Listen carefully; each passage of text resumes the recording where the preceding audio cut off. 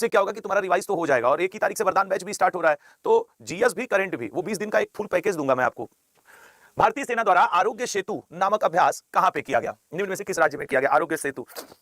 आपको पता होना चाहिए कि ये क्यों किया गया, पहले तो ये जान लो। जैसे कोई आपदा के समय में या फिर कोई ऐसा समय जिसमें कि युद्ध का समय चल रहा हो हमारे देश किसी, उस समय लोग घायल होते हैं, चाहे सैनिक हो चाहे सिविलियंस हो, तो भारतीय सेना द्वारा असम के तिनसुकिया जिले के डुडुमा, ठीक है ना, डुमडुमा, असम के तिनसुकिया जिले के डुडुमा में एक सैन्य अभ्यास आयोजित किया गया। उसमें क्या किया गया, जो हमारे सम्मानित भारतीय सेना के डॉक्टर हैं, सेना डॉक्टर, ठीक है ना, प्लस जो हमारे समाज के प्रमुख डॉक्टर हैं, इन दोनों लोगों का कोऑर्डिनेशन बनाया गया कि भैया देखो आपस में सामंजस्य बैठाए रहो कि अगर कभी ऐसी स्थिति पड़ती है कि भारत के ऊपर कोई ऐसी आपदा आ जाती है या फिर भारत युद्ध में लगा है, आम नागरिक और सैनिक दोनों घायल होते जा रहे हैं, उस स्थिति में सेना के लोग मिलकर के और सिविलियंस डॉक्टर मिलकर के लोगों की सेवा कर सके, ठीक है ना। तो यही है भारतीय सेना द्वारा आरोग्य सेतु अभ्यास, जिसे असम के तिनसुकिया जिले के डुमडुमा नामक स्थान पे किया गया है, ठीक है ना। अब देखो इस लाइन से सारी बात समझ जाओगे, नागरिक सैन्य चिकित्सा संलयन, ये है ये अभ्यास, और ये पहली बार ही हुआ है डुमडुमा में, पहला। अब यह सेना अलग अलग जगह कई बार आयोजन करे, वो एक अलग की बात हो सकती है, लेकिन ये पहला आयोजन। तो आई होप आपको क्लियर हो गया होगा कि सेना के डॉक्टर और चिकित्सा कोर वाले, मेडिकल कोर वाले और भारतीय डॉक्टर आपस में मिलकर के क्या किए हैं, अभ्यास किए, भैया इनको दूसरी मार दो तो उनको वाला दवा दे दो, ऐसे वाला अभ्यास। चलिए अगले क्वेश्चन पे आते हैं, आई होप आपको समझ में ये आ गया होगा। अगला क्वेश्चन क्या है भाई, तब तक छठ और अभ्यास दोहरा लो। तीस्ता प्रहार नामक सैन्य अभ्यास पश्चिम बंगाल में हुआ है। 7th गोल्डन ड्रैगन, ये कंबोडिया, चीन और कंबोडिया ने किया है। नोमैडिक एलिफेंट भारत और मंगोलिया करते हैं। 22वां खान क्वेस्ट सैन्य अभ्यास मंगोलिया में हुआ। 8वां शक्ति सैन्य अभ्यास फ्रांस और भारत के बीच में।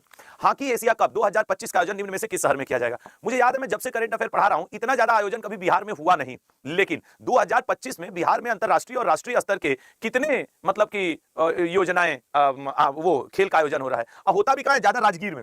राजगीर में अभी नया नया स्टेडियम बना है। तो अभी मुद्दा यह है कि ये जो हॉकी एशिया कप का 12वां संस्करण पहली बार कहां होने जा रहा है, बिहार में होने जा रहा है 12वां संस्करण। इस 12वें संस्करण की बात की जाए तो इसमें आपके करीब ये आज कितनी तारीख है, 28, ये 29 अगस्त कल से शुरू हो जाएगा। कल से शुरू करने के पीछे का कारण है मेजर ध्यानचंद हॉकी के जादूगर का बर्थडे है। यहां से शुरू होकर के लल्ला करीब ये 7 सितंबर तक चलेगा, जिसमें कई देश भाग ले रहे हैं। और इसकी शुरुआत चूंकि वहां से हो रही है, तो बिहार के हर जिला में एक यात्रा भी निकाली गई है इसकी ट्रॉफी को लेकर के, गौरव यात्रा, ठीक है ना। ये जो गौरव यात्रा है ये 17 अगस्त से चल रही है, और ये गौरव यात्रा कल 29 अगस्त को स्टेडियम में राजगीर के खत्म होगी। और वहां पे फिर खेल मंत्री मनसुख मंडाविया जी, बिहार के मुख्यमंत्री, ये सब लोग मिलकर कहेंगे भैया आप खेलो, जितना माहौल बना सकते हो बना लो। अगर हम इसके 12 संस्करण की बात कर दें तो इसका सबसे ज्यादा चैंपियन टीम 12 संस्करण में सबसे ज्यादा जीतने वाली टीम है साउथ कोरिया, वो 5 बार जीती है, 5 बार। अगर हम भारत की बात किया जाए तो भारत 3 बार, ठीक है ना, भारत इस अवार्ड को 3 बार जीता है एशिया कप को।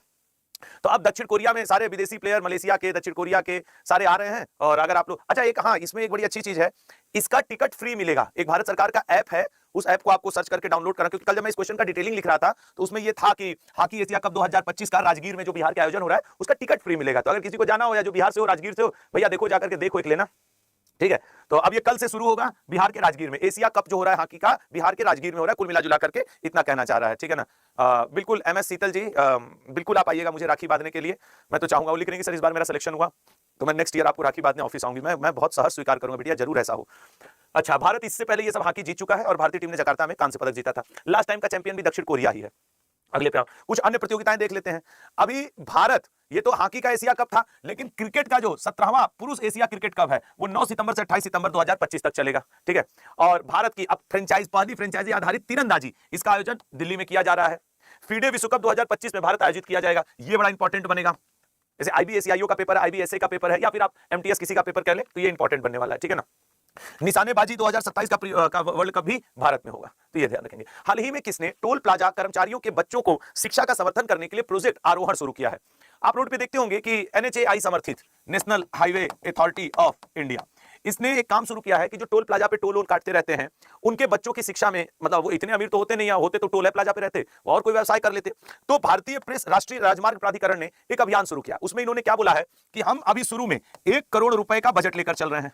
इस 1 करोड़ में वो कर क्या रहे हैं कि जो टोल प्लाजा कर्मी है उनके बच्चे जो क्लास 11th में हैं और वहां से धीरे धीरे वो ग्रेजुएशन फाइनल ईयर तक जाएंगे, ग्रेजुएशन फाइनल ईयर तक, तो इनको प्रति वर्ष 12 के रुपया दिया जाएगा ताकि ये अपने एजुकेशन को क्या कर सकें, आगे बढ़ा सकें, ठीक है ना। ग्रेजुएशन के लिए 12,000 रुपया प्रति वर्ष दिया जाएगा। अब ये 3 साल ग्रेजुएशन, लेकिन उनका नामांकन अभी होगा और ऐसे 500 छात्रों को अभी चयनित किया गया है अलग अलग। भाई टोल प्लाजा वाले के सबके लड़के क्लास 11वीं में थोड़ी होंगे, तो 11वीं वालों को, साथ ही साथ टोल प्लाजा कर्मचारी के 50 लड़कों को उनको भी बैच बनाया गया है। इनको जो कि पोस्ट ग्रेजुएशन या फिर हायर एजुकेशन, ये पोस्ट ग्रेजुएशन या हायर एजुकेशन के लिए जाएंगे, उनको प्रतिवर्ष 50,000 रुपए दिए जाएंगे कि आप अपनी पढ़ाई को कंटिन्यू रखिए। यही लल्ला प्रोजेक्ट आरोहण, जिसे आपके नितिन गडकरी जी जो कि केंद्रीय मंत्री भी हैं, उनके माध्यम से और एनएचएआई के माध्यम से शुरू किया गया है। अब देखो, अब एनएचएआई टोल प्लाजा पे बैठने वाला व्यक्ति, उसको इस योजना का पता नहीं होगा, इवन दो उसके बच्चे भले ही क्लास 11th में हो। अब कहां से, तो इस चीज को थोड़ा पता करना चाहिए लोगों को, ठीक है ना। आपके भी टच में अगल बगल कोई रहते हो टोल प्लाजा कर्मचारी, तो उनको ये योजना बताना कि प्रोजेक्ट आरोहण है, अगर आपका बच्चा 11th में है या पोस्ट ग्रेजुएशन या हायर एजुकेशन के लिए जा रहा है तो उसको हर साल 50,000 रुपया मिल सकता है। ये भारत सरकार की योजना आई हुई है, क्लियर है। तो ये योजना प्लीज आप बता दीजिएगा।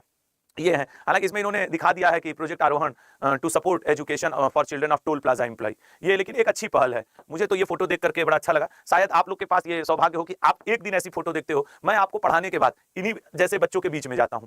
आप लोग का क्लास लिया, 15 मिनट ऑफिस में टहलता हूं, उसके बाद 15-20 बच्चे ऐसे जाके मैं डेली पढ़ाता हूं, डेली। जिस दिन बारिश हो जाती है उस दिन भाई नहीं हो पाता, क्योंकि थोड़ा सा त्रिपाल उर्पाल ही लगा है, लेकिन मैं ऐसे बच्चों को डेली पढ़ाता हूं। और ऐसे बच्चों से, ऐसे दिव्य बच्चों से नचा मारते हैं सब। प्यार कभी कभी उमड़ता है कि अरे यार बेचारे बच्चे, इसमें सब एक दूसरे का बलवा नोच लेते हैं, थोड़ा सा देर हुआ ना मार पिटाई सब आपस में शुरू कर देते हैं, फिर हमको जाकर क्या कर रहे हो तुम लोग, ये भी करना पड़ता है। चलिए ठीक है, अगले क्वेश्चन पे आते हैं। तो प्रोजेक्ट आरोहण आपको समझ में आ गया होगा। अब थोड़ा सा और क्या क्या देख लिया था कि पीएम मोदी ने प्राचीन पांडुलिपियों को संरक्षित करने के लिए ज्ञान भारतम मिशन लॉन्च किया है। अच्छा, अभी पेट्रोलियम एवं प्राकृतिक गैस मंत्रालय ने ट्रक ड्राइवरों के लिए अपना घर पहल शुरू किया था। याद है, इस पे हम लोग डिस्कस किए थे अपना घर पहल कि हाईवे के किनारे आवासीय रेस्ट रूम टाइप के बनाए जाएंगे, जिसमें ट्रक ड्राइवर जाके रात को आराम भी कर सकते हैं और शौचालय, खाने, सबकी व्यवस्था रहेगी, किचन भी वो अपना देख सकते हैं, ठीक है ना। तो ये आपको याद रखेंगे कि अपना घर, चूंकि नेशनल हाईवे से रिलेटेड बात है, ये क्वेश्चन भी उसी से रिलेटेड है। फीडे विश्व कप 2025 का आयोजन निम्न में से किस राज्य में किया जाएगा? सर ये किया जा रहा है गोवा में। अब 30 अक्टूबर से ये शुरू हो रहा है, 27 नवंबर तक चलेगा गोवा में। कब से शुरू हो रहा है सर? 30 अक्टूबर से। ओके, कब तक चलने वाला है सर? 27 नवंबर। 30 अक्टूबर से 27 नवंबर तक गोवा में आयोजित हो रहा है। इस फीडे जो कि आपके अंतरराष्ट्रीय शतरंज महासंघ है, 90 देश, कितने देश भाग ले रहे हैं? 90 देश। 90 देश के कितने खिलाड़ी भाग ले रहे हैं? 206 प्रतिभागी, पार्टिसिपेंट जो हैं वो 206 हैं। और इसमें क्या होगा? प्रतियोगिता होगा। फिर देखते हैं कि कौन जीतता है। तो फिलहाल तो अपडेट ये है कि फीडे विश्व कप 2025 भारत में हो रहा है, 27 वाला भी भारत में ही होना है। और कौन कौन सा खेल कहां पे होगा? 34वां ग्रीष्मकालीन ओलंपिक लॉस एंजलिस में, 25वां शीतकालीन ओलंपिक मिलान इटली में, एशियाई शीतकालीन खेल सऊदी अरब में, 23वां राष्ट्रमंडल खेल ग्लासगो में और 20वां एशियाई खेल जापान में। हाल ही में किस प्रसिद्ध खिलाड़ी ने आईपीएल से संन्यास ले लिया? अब संन्यास तो रविचंद्रन अश्विन ने लिया है, बहुत ही दिग्गज स्पिनर। एक समय इनका और रविंद्र जडेजा का, दोनों का कॉम्बिनेशन। रविंद्र जडेजा भारतीय ऑलराउंडर है, इस समय आईसीसी की रैंकिंग में ऑलराउंडर के वो टॉप पे है। रविचंद्रन अश्विन ये वो प्लेयर जो भारत को कई मौकों पर इन्होंने जीत दिलाई है, लेकिन इनको एज अ फ्रेंचाइजी आधारित क्रिकेट में चेन्नई सुपर किंग की तरफ से बहुत ख्यातियां, बहुत सम्मान प्राप्त हुआ है। और स्पिनर है, स्पिन गेंदबाजी करते हैं आपके रविचंद्रन अश्विन। अभी मुझे याद नहीं आ रहा है, इन्होंने कोई किताब भी लिखी है, कुट्टी क्रिकेट करके, गली क्रिकेट, कुट्टी क्रिकेट, कुछ ऐसा एक है। आप लोग एक बार सर्च कर लेना, क्योंकि अब इनका संन्यास हुआ है ना, तो इनकी बुक अब चर्चा में आ जाएगी। हो सकता है आपका कुछ दिन बाद एग्जाम हो तो उसमें यही पूछ दे कि हाल ही में संन्यास लिया दिग्गज आप स्पिनर रविचंद्रन अश्विन ने, कि किताब का नाम क्या है? कुट्टी क्रिकेट है नाम, शायद यही है। एक बार सर्च कर लेना। तो ये है। अगर अश्विन जी की बात किया जाए तो 221 मैच इन्होंने आईपीएल में पदार्पण करके खेले हैं, और ये इनका आईपीएल करियर का है, ठीक है। आईपीएल बैटिंग भी ठीक ठाक कर लेते हैं। और ये अच्छा, रविचंद्रन अश्विन ने यह भी कहा है कि मैं भारतीय खिलाड़ी अंतरराष्ट्रीय आईपीएल दोनों से संन्यास लेने के बाद ही विदेशी टी20 लीग में खेल सकते हैं। तो हो सकता है ये विदेश के टी20 लीगों में खेलें और पैसा वैसा थोड़ा कमा लें, कि नहीं ठीक है, जरूरी है। ये प्लेयर तो बहुत सही भाई, ये तो मात्र 29 वर्ष की आयु में क्रिकेट से संन्यास ले लिया। जब लोग डेब्यू करते हैं ये संन्यास ले लिया। निकोलस पूरन, एक बढ़िया कौन विदेशी लड़की से शादी कर लिया, अपने वेस्ट इंडीज का है, समझ रहे हो ना। अब बढ़िया विदेशी लड़की से शादी विवाह कर लिया है, अब खेलता किसके लिए है? वेस्ट इंडीज, अपने देश के लिए नहीं। अलग अलग लीग वाले बुलाते हैं, जाके चौका छक्का मार के अपना खेल खेल के पैसा लेके आ जाता है।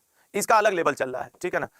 अदिति चौहान, इनको जरूर याद रखना। अगर आप उत्तर प्रदेश से हैं, यूपीएसआई या यूपी पुलिस का पेपर देने जा रहे हैं, तो ललित कुमार उपाध्याय को जरूर याद रखिएगा। क्यों सर? क्योंकि ये काशी में, वाराणसी में अपना एकेडमी भी खोले हुए हैं, ये यूपी के ही हैं। तो इनका वाला भले ये संन्यास ले लिए 4 महीना पहले, 6 महीना पहले, ये इंपॉर्टेंट बनेंगे, ठीक है। चलो, अदिति चौहान फुटबॉल, ये भी ध्यान रखेंगे।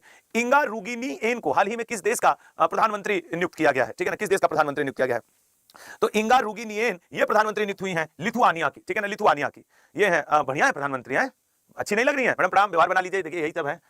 अच्छा, लड़कों का ध्यान मैडम के ऊपर होगा, लड़कियों का ध्यान बता जाता हूं। लड़कियों का ध्यान कहां होगा इस फोटो को देखने के बाद? लड़कों बताओ, बता सकते हो? नहीं, अब बता तो तुम दोगे ही, लेकिन मैं गारंटी के साथ कह सकता हूं लड़कियों का ध्यान एक थोड़ा इसके ये कान के बाली पर होगा, और देख रहे हो सब इसका बाल बड़ा स्ट्रेट और कितना सिल्की है। उस इन दो से ध्यान बचा होगा, तो फिर फुलवा पे ध्यान होगा। हमको भी ऐसा बुके मिलता तो अच्छा रहता। सही कह रहे हैं कि नहीं? लड़कों तो भाई तो हमारा टाइप काम, मतलब क्या बताएं हम, अपना लायक कहीं के। मैडम प्रणाम, इन लोग से बात मत करिए, आप घर जाइए, आराम करिए। इंगा रुगिनिएन, नमो कठिन है, अब इनसे बात करने के लिए हेलो इंगा, तुमने टिंगा खाया कि नहीं खाया? इंगा, तो इंगा जी लिथुआनिया की नई प्रधानमंत्री नियुक्त हो चुकी हैं। वैसे मैं ईमानदारी से बताऊं, तुम ही लोग को क्यों लपेटूं, मैं खुद भी कहना चाह रहा हूं, गुलदस्ता तो मस्त लिए भाई, कितना बढ़िया गुलदस्ता इसको मिला है, प्रधानमंत्री है, जुगाड़ है अपना। तो इंगा रुगिन निथियेन ये है भैया लिथुआनिया की नई प्रधानमंत्री और सोशल डेमोक्रेट पार्टी से बिलोंग करती हैं और अब ये 2024 में ही सांसद चुनी गई थी, अब देश की नई प्रधानमंत्री हो गई हैं। ठीक है ना, चलिए अगले पॉइंट पे आएंगे। और कुछ अन्य नियुक्तियां जो हाल फिलहाल में हुआ है। रेल मंत्रालय ने निम्न में से किसके साथ मिलकर फ्लाई ऐश उपयोग कर राष्ट्रीय सम्मेलन की मेजबानी की है? के उपयोग पर, फ्लाई ऐश के उपयोग पर। देखो रेलवे मिनिस्टर ने कॉम्बिनेशन बनाया है एनटीपीसी के साथ, नेशनल थर्मल पावर कॉर्पोरेशन। तो रेल मंत्रालय और एनटीपीसी ने एक बैठक की नोएडा में। ठीक है, 25 अगस्त को यह बैठक हुई थी नोएडा में। इस कार्यक्रम में यह निर्धारण किया गया है कि जैसे कि सीमेंट निर्माण, सड़क निर्माण, खदानों की भराई, ईंटों और निर्माण सामग्री में जो फ्लाई ऐश होता है उसका वो उपयोग अनिवार्य कर दिया जाए। ये प्रोग्राम है। खैर ये उतना ज्यादा हमको नहीं लगता है कि बनेगा, तो देख लेते हैं। ये क्या है? नई दिल्ली से। हाँ ठीक। भारत समुद्री सप्ताह 27 से 31 अक्टूबर निम्न में से किस शहर में आयोजित कर रहा है? बताओ। भारत समुद्री सप्ताह सर, समुद्री अभी आज हम लोग 28 तारीख में, तो ये चल रहा है सर, बी ऑप्शन, मुंबई में आयोजित हो रहा है। इंडिया मैरीटाइम वीक 2021 27 से लेकर के 31 अक्टूबर तक मुंबई में आयोजित किया जाएगा। ठीक है ना, अक्टूबर, अभी सितंबर, अभी तो सितंबर शुरू भी, सितंबर नहीं शुरू हुआ है। हाँ अभी कहां सितंबर, आज तो अभी अगस्त है, 28 अगस्त। खैर तो 27 से लेकर 31 अक्टूबर तक मुंबई में भारत समुद्री सप्ताह का आयोजन किया जाएगा। करीब 100 देश इसमें भाग ले रहे हैं और 100 देश के 1 लाख प्रतिनिधि इसमें भाग लेंगे। इसमें बेसिकली क्या दिखाया जाएगा कि बंदरगाह, जलमार्ग, इन सब के बारे में बताया जाएगा, अवेयरनेस फैलाया जाएगा, भविष्य की नीतियां बनाई जाएंगी इस बैठक में। तो ठीक है ना, अभी तो ये जान लो कि भारत समुद्री सप्ताह का आयोजन 27 से लेकर 31 अक्टूबर 2025 को होगा। तो ई मैटर तो दीपावली के बाद का है, तब उसमें देख लिया जाएगा कि रिजल्ट क्या रहा। अभी बस कहां आयोजन होगा वो ध्यान रखते हैं। ठीक है, इसी तरीके के कुछ सप्ताह हैं जिनको देख लो। इसमें सबसे इंपॉर्टेंट है 24 अप्रैल से 30 अप्रैल विश्व टीकाकरण सप्ताह। हाल ही में किसने समय पर पेंशन वितरण के लिए ई भविष्य शुरू किया है? बताइएगा। ये क्या कर रहे हैं आशुतोष भैया? सभी बोल रहे हैं पैसा लेने के लिए आगे राखी बांधे हैं। क्या बोल रहे हो भैया आप मुझे पैसे अरे नहीं ठीक, वो सब हंसी मजाक करते रहते हैं, सब आपस में भाई बहन है, दोस्त हैं, सब हंसी मजाक। नहीं, सब भाई बहन नहीं है भाई। मैं ऐसे कैसे बोल दूं कि सब आपस में कमेंट बॉक्स में मेरे भाई बहन है? हो सकता है कुछ गर्लफ्रेंड बॉयफ्रेंड भी हो, तो रिश्तों का सम्मान करना चाहिए। मेरे मुंह से गलत वर्ड निकला। सब आपस में दोस्तों, जो जिसका भाई बहन होगा वो भी होगा, उसका कोई दिक्कत नहीं। हाल ही में किसने समय पर पेंशन वितरण के लिए, अच्छा तुम लोग के साथ कभी ऐसा हुआ है? ईमानदारी से बताना, लड़की लड़को तुम दोनों को ये बात बतानी है। जैसे 5वीं 6वीं 7वीं 8वीं में रहे हो या 9वीं 10वीं में रहे हो और आपकी मैडम या आपके सर स्कूल टाइम पे आपको पता है कि आपको क्लास की ये लड़की पसंद है या ये लड़का बहुत अच्छा लगता है, और मैडम या सर आके बोले चलो सब लोग आपस में भाई बहन हो, और फिर अंदर अंदर तुमको बुरा लग रहा हो कि ससुरी बोल दी भाई बहन है हम लोग, तो क्या ईमानदारी में ऐसा हुआ है? तो 3-3-3 लिखो कि गुरु हुआ तो है कि मतलब क्लास में आप जिसको पसंद करते हो बैठी हुई है 6वीं 7वीं 8वीं में, और मैडम या सर आकर हैं सब आपस में भाई बहन हो, सब भाई बहन हो। ऐसा हुआ है क्या तुम लोग के साथ?